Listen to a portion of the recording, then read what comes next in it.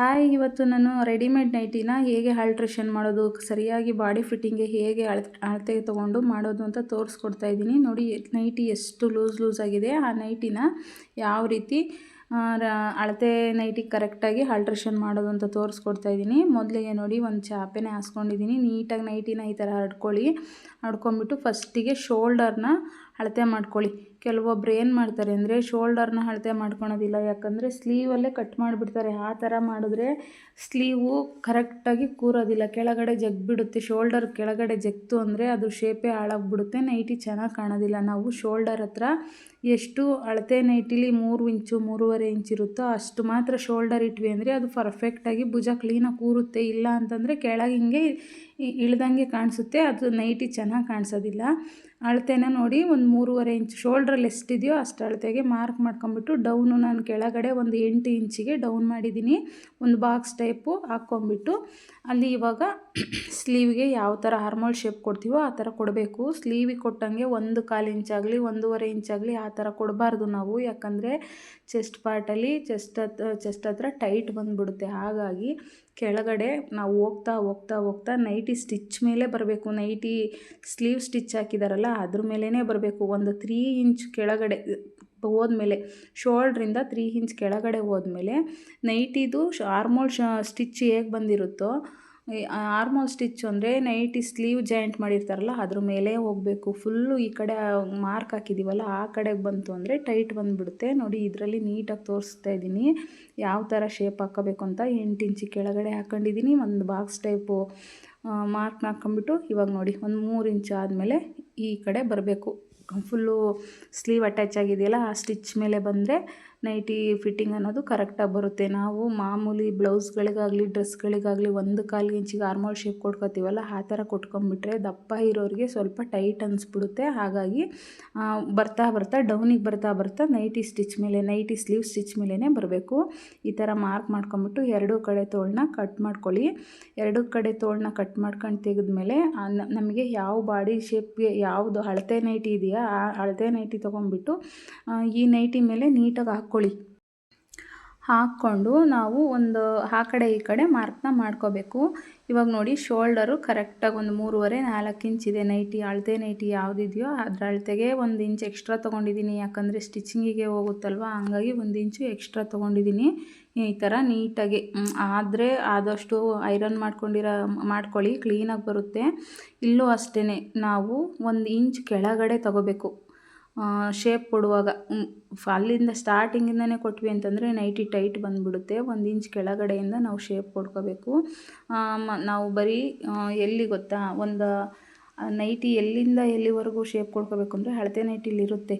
ಒಂದು ಚೆಸ್ಟ್ ಸುತ್ತಳತೆ ಎಷ್ಟಿದೆಯೋ ಅಷ್ಟು ನೋಡಿ ಶೇಪ್ ಕೊಟ್ಕೊಂಡು ಹೋಗ್ತಾ ಕೆಳಗಡೆ ಫುಲ್ಲು ಡೌನಿಗೆ ನೈಟಿ ಸ್ಟಿಚ್ ಎಷ್ಟಿರುತ್ತೋ ಅದ್ರ ಪಕ್ಕನೇ ಒಂದು ಅರ್ಧ ಇಂಚಿಗೆ ಸ್ಟಿಚ್ ಹಾಕಿದರೆ ಸಾಕು. ಹೋಗ್ತಾ ನಾವು ಶೇಪ್ ಕೊಡೋದೇನು ಬೇಕಾಗಲ್ಲ, ಯಾಕಂದರೆ ನೈಟಿ ಟೈಟ್ ಆಗಿಬಿಡುತ್ತೆ. ಆಮೇಲೆ ನೋಡಿ ಉದ್ದ ಎಷ್ಟಿದೆ ಅಂತ ಅಳತೆ ಮಾಡ್ಕೊಂಬಿಟ್ಟು ಅಲ್ಲಿಗೂ ಮಾರ್ಕ್ ಹಾಕ್ಕೊಂಡು ಜಾಸ್ತಿ ಉದ್ದ ಇತ್ತು ಅಂದರೆ ಕಟ್ ಮಾಡಿಬಿಡಿ, ಇಲ್ಲ ಕಡಿಮೆ ಉದ್ದ ಇತ್ತು ಅಂತಂದರೆ ಹಂಗೆ ಫೋಲ್ಡ್ ಮಾಡಿ ಸ್ಟಿಚ್ ಮಾಡಿಬಿಡಿ. ಇವಾಗ ನೋಡಿ ನಾನು ತೋಳು ಎರಡು ಸ್ಲೀವ್ನ ನೀಟಾಗಿ ಎಲ್ಲ ಓಪನ್ ಮಾಡ್ಕೊತಾ ಇದ್ದೀನಿ. ಕ್ಲೀನಾಗಿ ಓಪನ್ ಮಾಡ್ಕೊಂಡು ಮಾಮೂಲಿ ನಾವು ಬ್ಲೌಸ್ಗಳಿಗಾಗಲಿ ಚೂಡಿದಾರ್ ಟಾಪ್ಗಳಿಗಾಗಲಿ ಸ್ಲೀವ್ನ ಯಾವ ಥರ ಕಟ್ ಮಾಡ್ಕೊತೀವೋ ಆ ಥರನ ಕಟ್ ಮಾಡ್ಕೋಬೇಕು. ಎರಡು ಸ್ಲೀವ್ನ ನೀಟಾಗಿ ಆದಷ್ಟು ಐರನ್ ಮಾಡ್ಕೊಳ್ಳಿ. ನನಗೆ ಸ್ವಲ್ಪ ಕೈ ಸೆಟ್ ಆಗಿರೋದ್ರಿಂದ ನನಗೆ ಐರನ್ ಏನು ಬೇಡ, ಹಾಗೆ ಕಟ್ ಮಾಡ್ಕೊತಾ ಇದ್ದೀನಿ. ಹೊಸ್ದಾಗಿ ಯಾರು ಮಾಡ್ತಿರೋ ಹಿಂಗೆ ಒಂದು ಸ್ಲೀವ್ನ ಈ ಥರ ಐರನ್ ಮಾಡ್ಕೊಳ್ಳಿ, ಯಾಕಂದರೆ ಕ್ಲೀನಾಗಿ ಕೂರುತ್ತೆ. ಇಲ್ಲ ಅಂದರೆ ಒಂದು ಗುಂಡು ಪಿನ್ ಸಹಾಯದಿಂದ ಈಗ 4 ಕ್ಲೀನಾಗಿ ಜೋಡಿಸ್ಬಿಟ್ಟು ಗುಂಡು ಪಿನ್ ಹಾಕ್ಕೊಳ್ಳಿ. ಇಲ್ಲ ಅಂದರೆ ಜರ್ಗ್ದಂಗೆ ಆಗಿಬಿಟ್ಟು ಶೇಪ್ ಕೆಟ್ಟೋಗ್ಬಿಡುತ್ತೆ. ನೋಡಿ ನಾನು ಈ ಥರ ಕ್ಲೀನಾಗಿ ಹಂಗೇ ಹಾಕ್ಕೊಂಬಿಟ್ಟು ನನಗೆ ಸ್ವಲ್ಪ ಅಭ್ಯಾಸ ಇದೆಯಲ್ಲ ಹಂಗಾಗಿ ಹಂಗೆ ಮಾರ್ಕ್ ಹಾಕೋತಾ ಇದ್ದೀನಿ. ಹೊಸ್ದಾಗಿ ಹೊಸ್ದಾಗಿ ಕಲಿತೀವಿ ಅನ್ನೋರು ಒಂದು ಗುಂಡು ಪಿನ್ ಸಹಾಯದಿಂದ 4 ಸೇರಿಸ್ಬಿಟ್ಟು ಗುಂಡು ಪಿನ್ ಹಾಕ್ಕೊಂಬಿಡಿ. ಇಲ್ಲಾಂದರೆ ಸ್ವಲ್ಪ ಐರನ್ ಮಾಡ್ಕೊಂಬಿಡಿ. ನೋಡಿ ನೈಟಿ ಅಳತೆ ಕೊಟ್ಟಿರೋ ನೈಟಿನ ನೀಟಾಗಿ ಸ್ಲೀವ್ನ ಈ ಥರ ಇಟ್ಕೊಂಬಿಟ್ಟು ಕೆಳಗಡೆ ಫೋಲ್ಡಿಂಗ್ ಮಾಡೋ ಹಾಗಿಲ್ಲ, ಯಾಕಂದರೆ ಇದರಲ್ಲಿ ಪೈಪಿಂಗ್ ಬಂದಿದೆ. ಹಂಗಾಗಿ ನಾನು ರೆಡಿ ಅಳತೆ ಕರೆಕ್ಟಾಗಿ ತೊಗೊತಾ ಇದ್ದೀನಿ. ಬೇರೆ ನೈಟಿಗಳಲ್ಲಿ ಕೆಲವೊಂದರಲ್ಲಿ ಪೈಪಿಂಗ್ ಬಂದಿರಲ್ಲ, ಅಂಥ ನೈಟಿಗೆ ಒಂದು 2 ಇಂಚು ಎಕ್ಸ್ಟ್ರಾ ತೊಗೊಳ್ಳಿ. ಅಂದರೆ 1 ಇಂಚು ಫೋಲ್ಡಿಂಗಿಗೆ ಹೋಗುತ್ತೆ, ಇನ್ನೊಂದು ಇಂಚು ಮೇಲ್ಗಡೆ ಸ್ಟಿಚಿಂಗಿಗೆ ಹೋಗುತ್ತೆ. ಆ ಥರ ಮಾಡ್ಕೊಳ್ಳಿ. ಇದರಲ್ಲಿ ನಾನೇನು ಫೋಲ್ಡ್ ಮಾಡೋ ಆಗಿಲ್ಲ, ಹಂಗಾಗಿ ಕರೆಕ್ಟ್ ರೆಡಿ ಅಳತೆ ಒಂದು ಅರ್ಧ ಇಂಚ್ ಎಕ್ಸ್ಟ್ರಾ ತೊಗೊಂಡಿದ್ದೀನಿ ಸ್ಟಿಚಿಂಗಿಗೆ ಅಂತ. ಒಂದು ಮಾಮೂಲಿ ಶೇಪ್ ಕೊಟ್ಬಿಟ್ಟು, ಸ್ಲೀವ್ ಶೇಪ್ ಕೊಟ್ಬಿಟ್ಟು ಕಟ್ ಮಾಡ್ಕೊಳ್ಳಿ. ನೋಡಿ, ಕ್ಲೀನಾಗಿ 2 ಸ್ಲೀವು ರೆಡಿ ಆಯಿತು. ಮಧ್ಯಕ್ಕೆ ಒಂದು ನ್ಯಾಚ್ ಹಾಕ್ಕೊಳ್ಳಿ.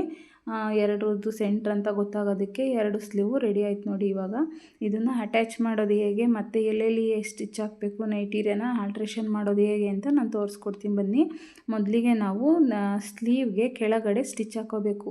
ಇದರಲ್ಲಿ ಪೈಪಿಂಗ್ ಬಂದಿರೋದ್ರಿಂದ ನಾನು ಸ್ಟಿಚ್ ಹಾಕ್ಕೊಂಡಿಲ್ಲ. ಪೈಪಿಂಗ್ ಇಲ್ಲ ಅಂತಂದರೆ 2 ಫೋಲ್ಡ್ ಮಾಡಿಬಿಟ್ಟು ಸ್ಟಿಚ್ ಹಾಕ್ಕೊಳ್ಳಿ. ಮತ್ತು ಶೋಲ್ಡರ್ ಸ್ಟಿಚ್ ಹಾಕ್ಕೊಳ್ಳಿ. ಶೋಲ್ಡರಲ್ಲಿ ನೆಕ್ ಹತ್ರ ನಾವು 1 ಇಂಚ್ ಅಳತೆಗೆ, ಯಾಕಂದರೆ ನೈಟಿಗಳಲ್ಲೆಲ್ಲ ತುಂಬ ಡೀಪ್ ಬಂದಿರುತ್ತೆ, ಹಂಗಾಗಿ 1 ಇಂಚು ಶೋಲ್ಡರ್ ಹತ್ರ 1 ಇಂಚ್ ಇಟ್ಕೊಳ್ಳಿ. ಆಮೇಲೆ ಆ ಕಡೆ ಸೈಡ್ ಇನ್ನೊಂದು ಆರ್ಮೋಲ್ ಶೇಪಲ್ಲಿ ಇದೆಯಲ್ಲ, ಶೋಲ್ಡರ್ ಡೌನ್ ಮಾಡ್ಕೊಳ್ಳಿ. 1.5 ಇಂಚಿಗೆ ಮಾರ್ಕ್ ಹಾಕ್ಕೊಳ್ಳಿ. ಆ ಮಾರ್ಕ್ ಹಾಕ್ಕೊಂಬಿಟ್ಟು 2 ಸ್ಟಿಚ್ ಹಾಕ್ಕೊಳ್ಳಿ. ಶೋಲ್ಡರ್ಗೆ ಎಕ್ಸ್ಟ್ರಾ ಬಂದಿರೋ ಪೀಸ್ನ ಈ ಥರ ಕಟ್ ಮಾಡಿಬಿಟ್ಟು ತೆಗೆದಾಕಿ 2 ಸ್ಟಿಚ್ ಹಾಕ್ಕೊಳ್ಳಿ. ಶೋಲ್ಡರಿಗೆ ಶೋಲ್ಡರ್ ಡೌನ್ ಮಾಡಿದರೆ ನೈಟಿ ತುಂಬ ನೈಟಿ ಆಗಲಿ, ಬ್ಲೌಸ್ ಆಗಲಿ, ಚೂಡಿದಾರ್ ಆಗಲಿ, ಯಾವುದೇ ಆಗಲಿ ಶೋಲ್ಡರ್ ಡೌನ್ನ ನಾವು ಮಾಡಲೇಬೇಕು. ನೆಕ್ ಹತ್ರ 1 ಇಂಚ್ ಇಟ್ಕೊಂಡ್ರೆ ಶೋಲ್ಡರ್ ಡೌನಿಗೆ 1.5 ಇಂಚ್ ಹಾಕ್ಕೊಂಬಿಟ್ಟು ಸ್ಟಿಚ್ ಹಾಕ್ಕೊಳ್ಳಿ. 2 ಶೋಲ್ಡರ್ನು ನಾನು ಆ ಥರ ಮಾಡಿಬಿಟ್ಟು 2 ಸ್ಟಿಚ್ ಹಾಕ್ಕೊಂಬಿಟ್ಟು ಎಕ್ಸ್ಟ್ರಾ ಇರೋವಂಥ ಬಟ್ಟೆನ ಕಟ್ ಮಾಡಿ ತೆಗಿತಾ ಇದ್ದೀನಿ. ಶೋಲ್ಡರ್ 2 ಕಡೆ ಅಟ್ಯಾಚ್ ಮಾಡ್ಕೊಂಡ್ಮೇಲೆ ನೆಕ್ಸ್ಟು ನಾವು ಸ್ಲೀವ್ನ ಹಾಕ್ಕೋಬೇಕಾಗುತ್ತೆ. ಶೋಲ್ಡರ್ ಡ್ರಾಪಿಂಗ್ ಮಾಡಿಲ್ಲ ಅಂತಂದರೆ ನಾವು ನೈಟಿ ತುಂಬ ಒಂಥರ ಬೇರೆ ಥರ ಕಾಣಿಸುತ್ತೆ. ಹಾಗಾಗಿ ಶೋಲ್ಡರ್ ಡ್ರಾಪಿಂಗ್ ಮಾಡಿದರೆ ನೋಡಿ ಎಷ್ಟು ಚೆನ್ನಾಗಿ ಒಂದೇ ಸಮ ಚೆನ್ನಾಗಿ ಬಂತು ಅಂತ. ಇವಾಗ ಅದು ಶೋಲ್ಡರ್ ನೀಟಾಗಿ ಒಂದೇ ಸಮ ಇಟ್ಕೊಂಡ್ಬಿಟ್ಟು ಸೆಂಟ್ರಿಗೆ ಸ್ಲೀವ್ನ ತೊಗೊಂಡ್ಬಿಟ್ಟು ಸೆಂಟ್ರಿಂದ ಹಾಕಬೇಕು ನಾವು ಸ್ಲೀವ್ನ. ಯಾವುದೇ ಕಾರಣಕ್ಕೂ ಈ ಕಡೆ ತುದಿಯಿಂದ ಆಗಲಿ, ಆ ಕಡೆ ತುದಿಯಿಂದ ಆಗಲಿ ಅಟ್ಯಾಚ್ ಮಾಡಬಾರ್ದು. ಯಾಕಂದರೆ ಇದರಲ್ಲಿ ನೈಟಿ ಪೀಸು ಎಕ್ಸ್ಟ್ರಾ ಬರುತ್ತೆ. ಎಕ್ಸ್ಟ್ರಾ ಬಂದರೆ ಏನು ಪ್ರಾಬ್ಲಮ್ ಆಗೋಲ್ಲ, ಸ್ಲೀವ್ ಮಾತ್ರ ಕಡಿಮೆ ಬರಬಾರ್ದು. ನೈಟಿ ಪಾರ್ಟ್ ಇದೆಯಲ್ಲ, ಅದರಲ್ಲಿ ಸ್ವಲ್ಪ ಎಕ್ಸ್ಟ್ರಾ ಆ ಕಡೆ ಈ ಕಡೆ ಬಟ್ಟೆ ಬರುತ್ತೆ. ಹಂಗಾಗಿ ನಾವು ಸೆಂಟ್ರಿಂದನೇ ಸ್ಲೀವ್ ಹಾಕಬೇಕು. ಸೆಂಟ್ರಿಂದ ಹಾಕಿದರೆ 2 ಕಡೆಗೂ ಒಂದೇ ಸಮ ಬಟ್ಟೆ ಬರುತ್ತೆ.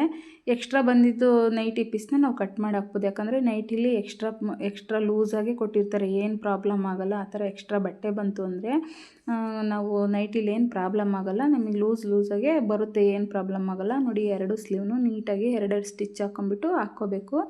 2 ಸ್ಲೀವ್ನು ಅಟ್ಯಾಚ್ ಮಾಡಿಕೊಂಡು ನೀಟಾಗಿ ಎಕ್ಸ್ಟ್ರಾ ಬಂದಿದ್ದ ಪೀಸ್ನೆಲ್ಲ ಕಟ್ ಮಾಡ್ಕೊತಾ ಇದ್ದೀನಿ. ಸ್ಲೀವ್ ನೋಡಿ ಎಷ್ಟು ಚೆನ್ನಾಗಿ ಬಂತು ಅಂತ.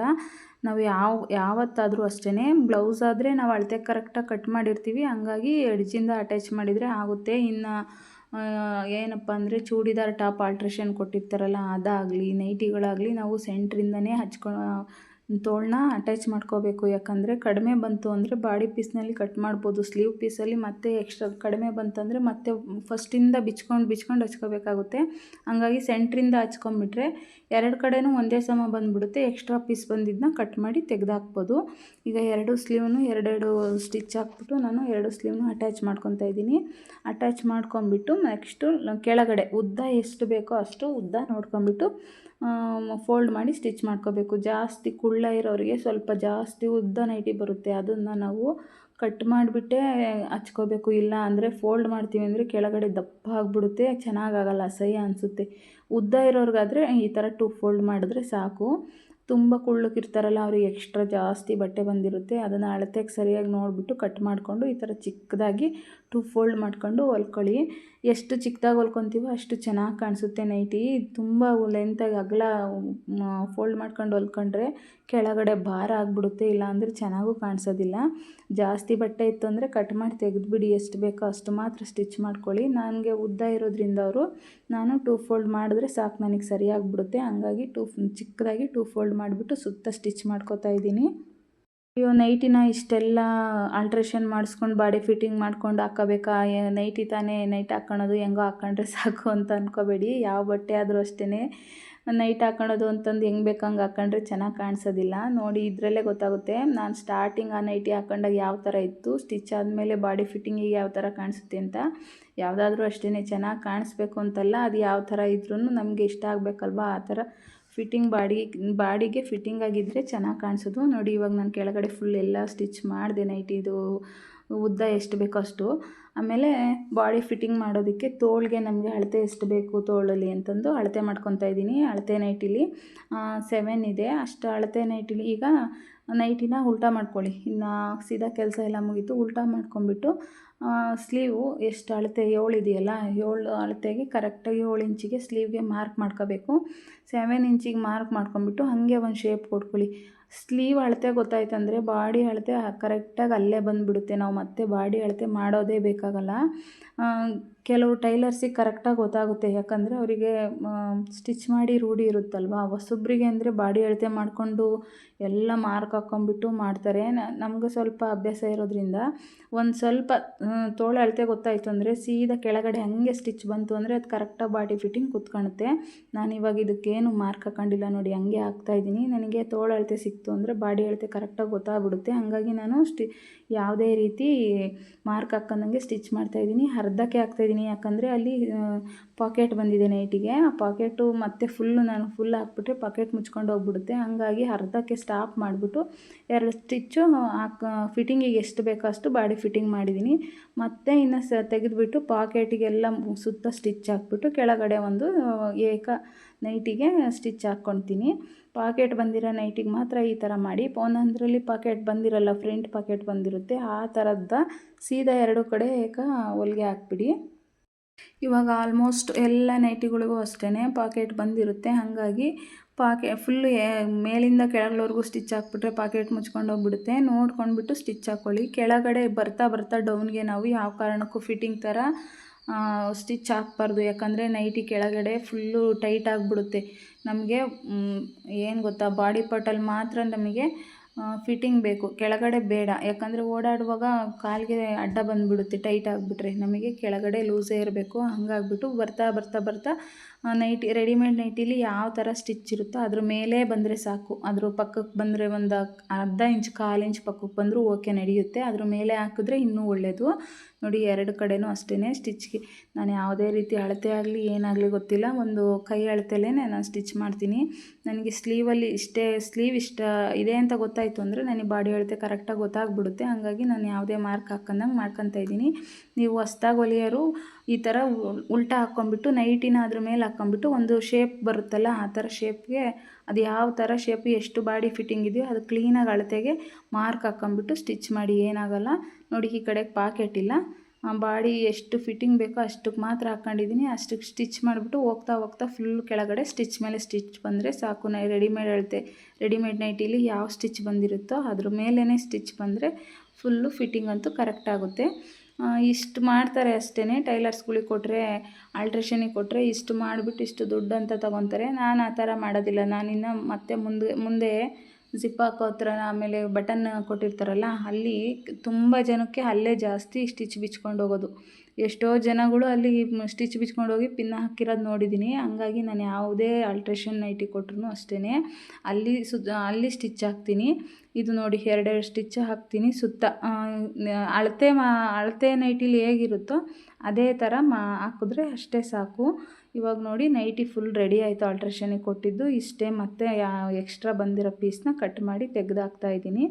ಇನ್ನು ಇದನ್ನು ಉಲ್ಟಾ ಮಾಡ್ಕೊಂಬಿಟ್ಟು ನೈಟಿ ಅಂತೂ ಫುಲ್ ರೆಡಿ ಆಯಿತು. ನೋಡಿ ರೆಡಿ ಆದಮೇಲೆ ಯಾವ ಥರ ಕಾಣಿಸ್ತಾ ಇದೆ ಅಂತ. ಫಸ್ಟ್ ಹೇಗಿತ್ತು, ಇವಾಗ ಯಾವ ಥರ ಎಷ್ಟು ಚೆನ್ನಾಗಿ ಫಿಟ್ಟಿಂಗ್ ಆಗಿದೆ. ಸ್ಲೀವ್ ಆಗಲಿ ಶೋಲ್ಡರ್ ಆಗಲಿ. ಇನ್ನು ಮುಂದೆ ಇನ್ನೊಂದು 2 ಸ್ಟಿಚ್ ಹಾಕ್ಬೇಕಷ್ಟೇ. ನೋಡಿ ಎಲ್ಲಿ ಅಂತ ತೋರಿಸ್ತೀನಿ. ಅಲ್ಲಿ ಬಟನ್ ಹಾಕಿದಾರಲ್ಲ, ಆ ಬಟನ್ ಪಕ್ಕದಲ್ಲೇ ಅಲ್ಲಿ ಸ್ಟಿಚ್ ಬಿಚ್ಕೊಂಡು ಹೋಗುತ್ತೆ. ಕೆಲವೊಂದು ಜನ ಅಲ್ಲಿಗೆ ಸ್ಟಿಚ್ ಹಾಕಲ್ಲ. ನಾನು ಅಲ್ಲಿ ಒಂದು ಸ್ವಲ್ಪ ರಫ್ ಮಾಡ್ತೀನಿ, 1-2 ಸಲ ಆ ಕಡೆ ಈ ಕಡೆ 2 ಸೈಡು ರಫ್ ಮಾಡ್ತೀನಿ.